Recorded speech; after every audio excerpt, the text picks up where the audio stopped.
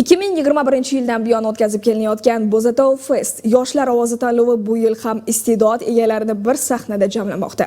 Tanlovning yakuniy respublika bosqichi esa har bir ishtirokchi uchun katta imkoniyat maydonidir. Shu bois final oldidan yoshlar qizg'in tayyorgarlik ko'rmoqdalar. Sahna mashg'ulotlari va yakuniy sinov jarayonlaridan muxbirimiz Aydana Alambergenova xabar qiladi. Bo'zatov Fest sahnasida porlash uchun faqat iste'dodning o'zi yetarli emas, balki katta mehnat, soatlab repetitsiya va albatta mas'uliyat mujassam. Bugun esa tanlovning final bosqichi ishtirokchilari hal qiluvchi chiqish oldidan puxta tayyorgarlik ko'rishmoqda.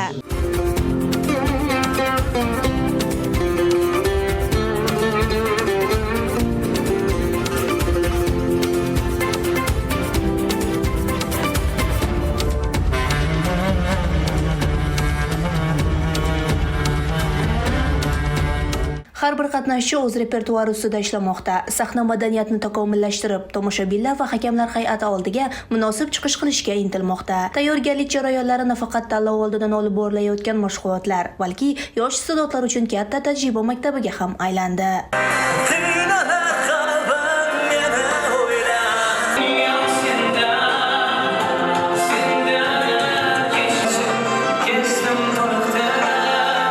Repetitsiyalar davomida ishtirokchilar o'z ustida ishlash, sahnada o'zini tutish, tomoshabin bilan muloqot qilish kabi muhim jihatlarni yanada chuqurroq o'rganish imkoniyatiga ega bo'ldi. Bugun bizda tayyorgarlik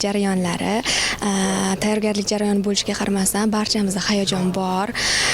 Endi o'sha tadbir bo'lish kungacha bizga 4-iyunda bo'lsa, o'sha kunga qadar barchamizni hayajon bilan, intizorlik bilan kutamiz final bosqichini. Hozir tayyorgarlik jarayonlari yaxshi ketyapti. Mashg'ulotlarda hakamlar hay'ati a'zolari ham faol ishtirok etib, yosh ijodkorlarga o'zlarining qimmatli tavsiya va maslahatlarini berdi. Ular har bir ishtirokchining chiqishini tahlil qilib, kamchiliklar ustida ishlash, ijro mahoratini oshirish va sahnadagi ishonchni mustahkamlash borasida tavsiyalar bildirdi. Bugun biz haqiqiy oshno va Qashqarcha Karimqulbek asarini taxlaganmiz. Barcha bolajonlar hammasi quvnoq kayfiyatda, mana jurilar ham bor. Hamma kelgan xursand kayfiyat a'lo darajada. Oldinda final sahnasi, unda esa eng kuchlilar, eng iste'dodlilar va eng ko'p mehnat qilgan ishtirokchilar o'z mahoratini namoyish etadi. Kim g'olib bo'lishidan qat'iy nazar, bu jarayon har bir yosh ijodkor uchun unutilmas tajriba va katta maktab bo'lib qolishi shubhasiz. Aydana Alambergenova, Jamol Nazarov, Qoraqalpog'istondan.